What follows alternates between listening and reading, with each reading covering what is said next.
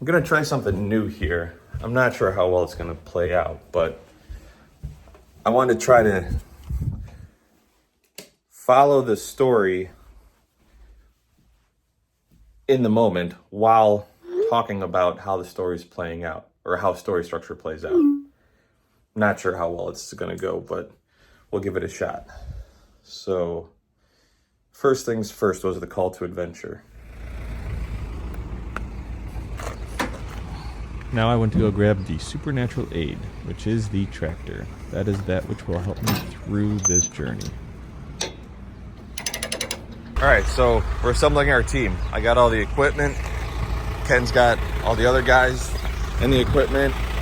So now it's going into Act 2. We're crossing the threshold according to Joseph Campbell. So we're heading into the extraordinary world. And that's where we go through the road to trials, work on everything, and then hopefully come back having learned something. So I was thinking about it. I think in Joseph Campbell's hero's journey, when you cross the threshold, there's no going back. You can't go back to the world that you left. And I think that's what Robert McKee explains also, is that once you cross that threshold, going into Act 2, into the extraordinary world, there's no going back. And I'm thinking about that, how does that apply in a situation like this, where I gave someone my word to go help them with the work? Technically, I could leave and come back, and it would seem as if nothing's changed, nothing's wrong, but what about my word that I gave them? So if I am to hold true to my word, then there is no going back. I have to commit to the job, finish it, and then I can come back to the status quo.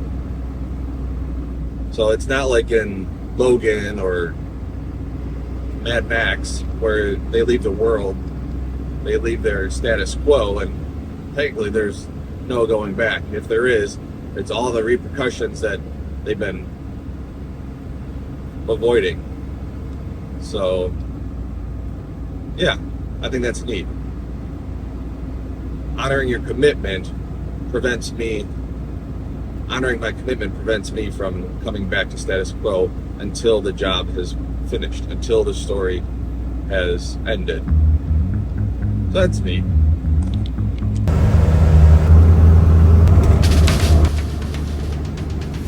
So to some extent, I've been in this extraordinary world before. I've put a law on it, I've worked with this crew, but what's new about this one is the job site.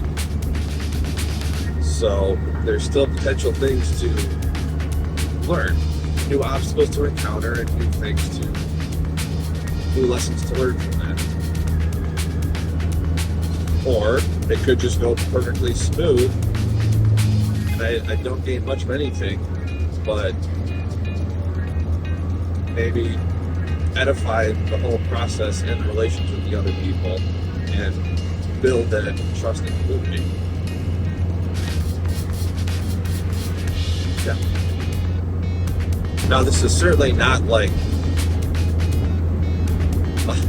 who knows, it may turn into that, but it's not like a action-packed movie like Mad Max or Logan or The Fall Guy or The Matrix, where you have all these insane action sequences of life or death, love and hate, all these different values going on, self-doubt and confidence.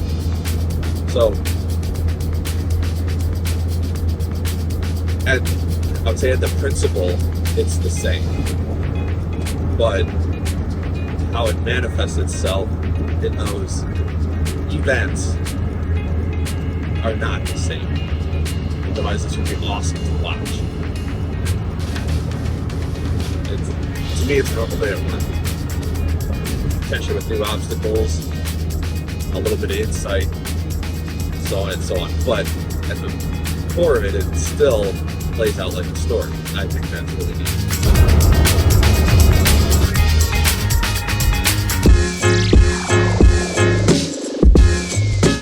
So we've crossed the threshold, and now we're in the unknown. Technically, most of it's familiar with us, except that the job site is new to us. So we are, in some sense, in the belly of the whale. So that means we're a baby in a new world, learning the new rules and limits of it.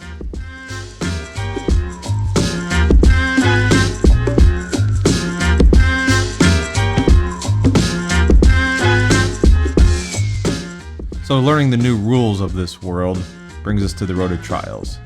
In order to learn, we have to go through conflict. And most of the time, it's common ground for us. Standard utility lines that we may run into, any issues with the mechanics of the vehicles or tractors that we're running. But other than that, I would say the road to trials is pretty commonplace in a storyline like this. I guess one thing to add to a lesson we've somewhat known is not all markings show exactly where the lines are, such as this cable line wasn't marked.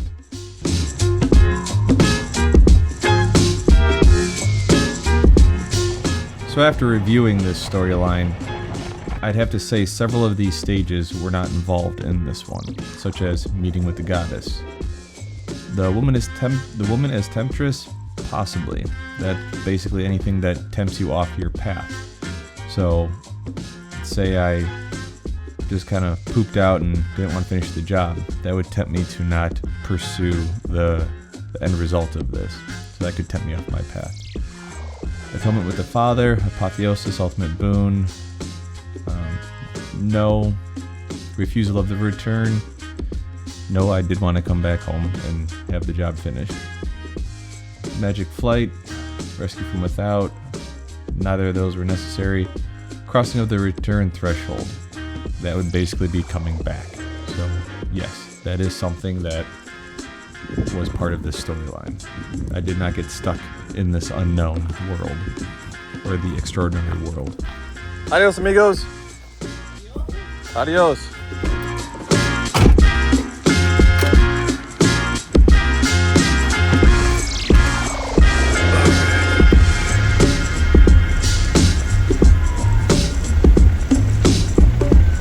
So I've been thinking about it.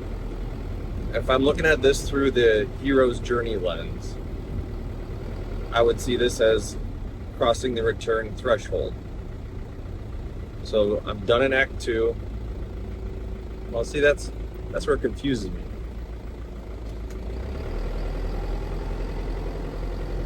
I'm returning back to the new world. So actually, on my way back home, I was struggling with understanding where I was in the story, because part of me said, you're in Act 3. You're crossing the return threshold. Everything's concluded. All is set. You're done. But there was no crisis moment. I mean, a story has to have that crisis climactic moment in there to be a story. And so that was throwing me for a loop here. And I figured, well, maybe everything I'm going through and thinking about is completely wrong. So I thought about it for a little bit. I said, well, it still plays out as a story. You have your ups and downs, but in the end, there's no major change. And when you compare it to a movie has major change if it's an arc plot. So I called up Tori and talked with her about it and said, you know what, I think this is just a banal storyline. It's not a dramatic, major eventful story. It's not cinematic. And she said, yeah, I agree with you. That's exactly how she would see it as well. And it's good to have that comparison so you know what a major story change is versus what Robert McKee would call portraiture, just your mundane everyday events of small ups and downs. So there was no major inciting incident, no major call to adventure in this, but it still plays out as a story.